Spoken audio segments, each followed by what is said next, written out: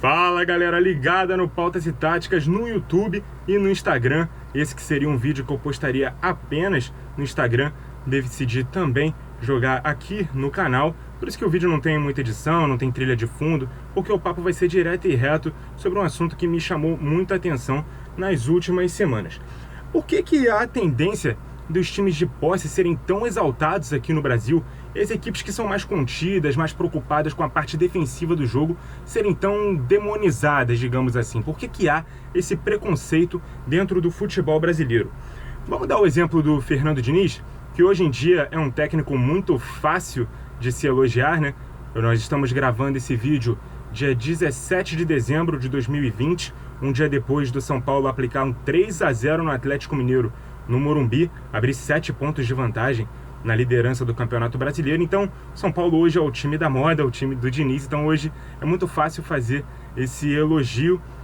Talvez se você esteja vendo esse vídeo num outro dia, numa outra época, talvez não seja essa a tendência atual, mas o panorama, a realidade da data da gravação desse vídeo é essa.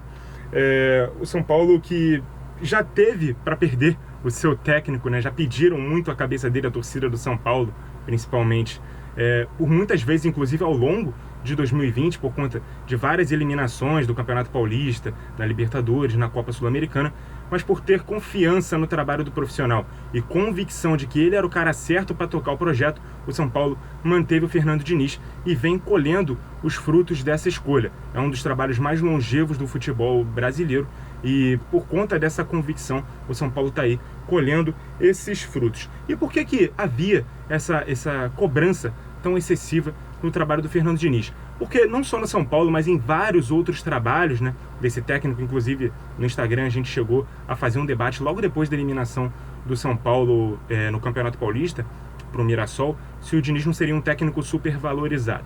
A gente começa a responder essa pergunta muito melhor nos dias de hoje.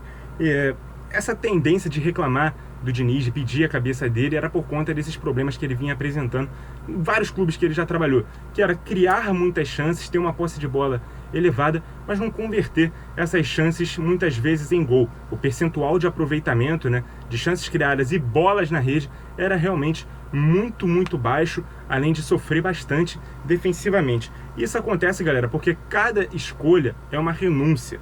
Cada escolha é uma renúncia. Não existe time completo. Times de posse, eles vão se compactar no campo de ataque e vão acabar cedendo espaços nas suas costas, vão acabar cedendo contra-ataques para o seu adversário. Não existe uma equipe que vai preencher todo o campo de jogo sem deixar espaços, principalmente numa era tática, né, que é a que a gente está vivendo, onde a compactação defensiva é tão fundamental. Se você se compacta no campo de ataque, vai sobrar espaço nas suas costas. Se você tem uma equipe mais espaçada entre os setores, vai sobrar os espaços exatamente entre as linhas. Então, o São Paulo sofria com isso com o Fernando Diniz, o Flamengo do Domenech Torrent também sofria isso. Até hoje, o Manchester City do Pep Guardiola também sofre com isso, assim como o Bayern de Munique do Guardiola também sofreu. Então não existe um time perfeito, um time completo. Outra coisa que eu queria falar é que o São Paulo inclusive veio melhorando esse quesito, né, essa marcação-pressão, que já não é tão frequente no São Paulo assim. Eles não fazem mais essa marcação-pressão. Normalmente o time que quando perdia a bola corria para frente para tentar pressionar no campo de ataque, roubar a bola perto do gol do adversário e sofrer menos na defesa. Como essa marcação estava sendo mal feita, o Diniz remontou a sua forma de fazer a transição defensiva. O time vem correndo muito mais para trás, vem se compactando muito mais defensivamente, sabendo jogar também no contra-ataque. Isso também é muito benéfico para a dupla de atacantes do São Paulo, Brenner e Luciano, que são dois atacantes independentes, são atacantes que uma dupla talhada para jogar no contra-ataque, porque são atacantes que podem perfeitamente pegar a bola no meio campo e construir as próprias jogadas e chegar até o gol do adversário. Não dependem de toda uma preparação do time para que eles recebam essas bolas perto do gol para poder meter a bola para dentro. E o aproveitamento dos dois nos últimos jogos, principalmente com esse crescimento, essa evolução do São Paulo, é notória, é muito grande, todo mundo sabe disso. Ainda assim, o São Paulo do Diniz, né, voltou a ter essa transição muito questionada no domingo passado, na derrota para o Corinthians na Neoquímica Arena por 1-0, porque o time sofreu bastante nos contra-ataques. E a gente tem que também dar o mérito pro Corinthians, né, que joga negando espaços ao adversário e joga ali por uma bola, né? Tenta contra-atacar, aproveitar os espaços que times de posse, como o São Paulo, acabam cedendo. A gente já falou, não existe time perfeito, então o São Paulo, mesmo sabendo jogar nas duas frentes, iria acabar cedendo esses espaços. E muita gente pode criticar, né? Falar que mas o São Paulo errou demais naquela partida.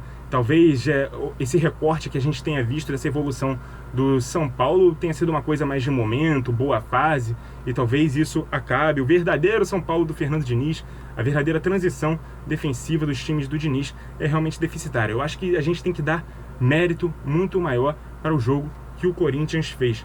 Aí muita gente pode reclamar, mas o Corinthians jogou por uma bola, o Corinthians jogou no erro do adversário. Realmente, mas existe diferença entre jogar no erro do adversário esperando esse erro e jogar no erro do adversário forçando esse erro, com uma subida de pressão, com uma compactação não só verticalmente, mas também horizontalmente, né?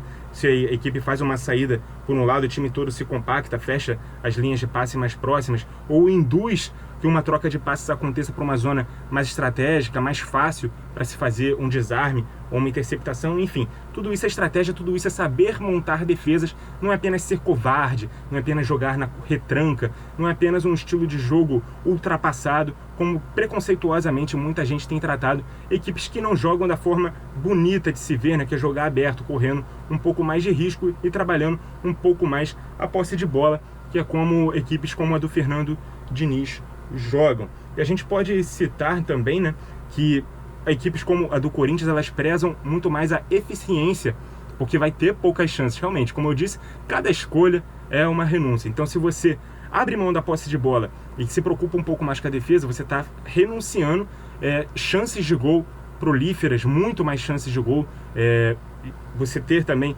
mais posse de bola, claro, você abre mão dela e acaba não tendo tantas chances de gol assim. Então, nessas poucas chances de gol, você tem que ser eficiente e marcar. Foi o que o Corinthians fez domingo passado e ganhou do São Paulo por 1-0, mesmo com o São Paulo sendo favorito. À época estava 17 jogos sem perder no Campeonato Brasileiro e acabou perdendo essa invencibilidade longa para o seu arquirrival fora de casa. A gente pode citar o Tottenham do Mourinho, quem diria, né, que até ontem era líder da Premier League, acabou sendo derrotado pelo Liverpool fora de casa por 2-1.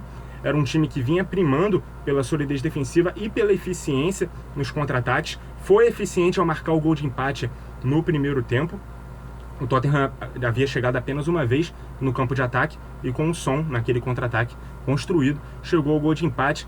No segundo tempo o time se soltou um pouco mais, criou mais chances, não chegou ao gol e foi castigado nos minutos finais. E aí nós vamos criticar o Mourinho por isso?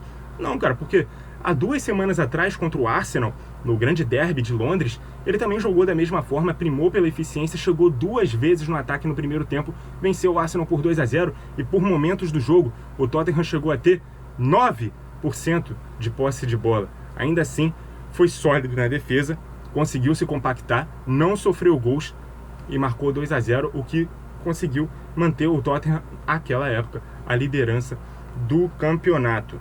E aí, voltando ao São Paulo do Diniz, ontem nós tivemos um 3-0 em cima do Atlético Mineiro, do Jorge Sampaoli. A gente sabe como o Atlético Mineiro joga, como os times do Sampaoli jogam, que é trocando, que é jogando e deixando jogar, que é jogando um pouco mais avançadamente, fazendo com que esses espaços também sejam cedidos. E o que aconteceu? 3-0 para a equipe do São Paulo. Porque uma equipe que vai na trocação com o São Paulo, que é um time que também sabe jogar no contra-ataque, geralmente vai levar a pior. Claro que também tem todo o fator de que o São Paulo vem repetindo bastante a escalação. O Diniz, ele tem ali aquele 11 ideal que já está na ponta da língua do torcedor. Eventualmente você que não é São Paulino também já deve saber escalar esse time do São Paulo de cor, de tantas vezes que essa equipe vem se repetindo escalações jogo a jogo, sendo novamente utilizadas e utilizadas sempre. Já o Atlético Mineiro do Sampaoli, por opção do treinador, faz um rodízio um pouco maior no elenco, joga com peças se variando, às vezes muda até a estrutura tática do time, mas aí é uma estratégia que o Sampaoli chega e a gente não pode também demonizar o treinador por fazer esse tipo de escolha. Mas o fator principal é principalmente as características das duas equipes. Se o Corinthians impõe muitas dificuldades ao São Paulo por conta dessa compactação defensiva, é muito mais confortável para o São Paulo jogar com um time que também deixa jogar, porque o São Paulo joga nessas duas frentes. Isso quer dizer que o time de São Paulo é um time completo, um time perfeito? Não, porque isso não existe.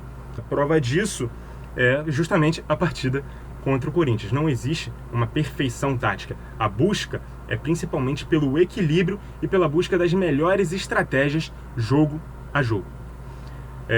Esse é um vídeo que eu pretendia fazer um pouco mais curto, já vi aqui que passou dos 10 minutos, mas eu espero que vocês interajam, que vocês debatam.